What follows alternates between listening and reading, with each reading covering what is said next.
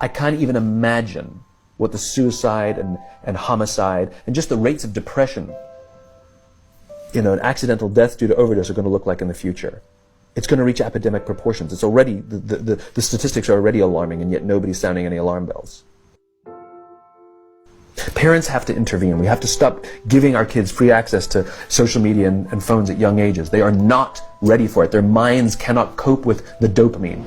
They can only have it up to a certain hour, and you take it away. They're children. You can take the phone away. We've got to intervene as parents. But as companies, we now have to deal with the influx of kids that are coming into our companies with addiction. Watch, I see it all the time. Walk through any office. You'll see the older employees have their phones on the sides of their computers as they're working. You'll see the youngest employees have their phones face up in front of their keyboards between their arms as they're working. And this is how they work.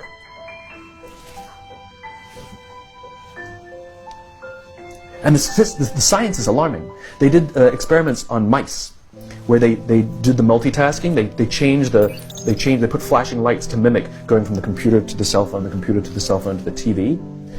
The mice that were exposed to the changing lights, it took them 3 times longer to solve a maze than the mice that weren't, and the damage was permanent. There is a subconscious reaction to these devices when we use them, okay?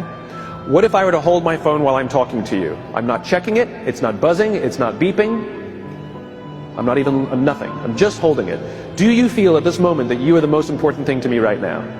No, you do not. Because there is a subconscious reaction we have to the device. When it is out, it makes the people around us feel that they are less important. So when we're walking down the halls in our offices and somebody says, hey boss, can I ask you a question? You go, sure, what's on your mind? We've just told them they're not that important. Or we can go, sure, what's on your mind? And if you don't have a pocket, find a shelf, put it on the shelf, come back and say, sure, what's on your mind? When we show up to a meeting, or a lunch, or a dinner, with our colleagues, our clients, or our friends, or our families, and we put the phone on the table, we have announced to everyone in the room that they are not that important to us. And by the way, putting the phone upside down is not more polite.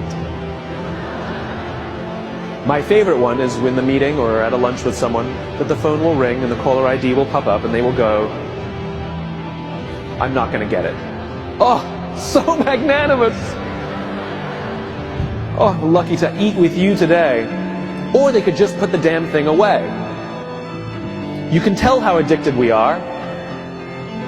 When somebody pulls out their phone when you're with them, how uncomfortable does that make us feel? You're walking down the street with someone, they pull their phone out. We feel stupid, so what do? We pull our phones out. We're so addicted. Somebody goes to the bathroom when we're at dinner, and what do we have to sit there by ourselves? God forbid we should look around the room for 5 minutes. We pull our phones out. Meetings. Awful. What do we do when a meeting happens, right? Everybody's sitting waiting for the meeting to start. Bob's running a few minutes late. Bob's here? Okay, start the meeting. Do you know when relationships are built? All that in between time.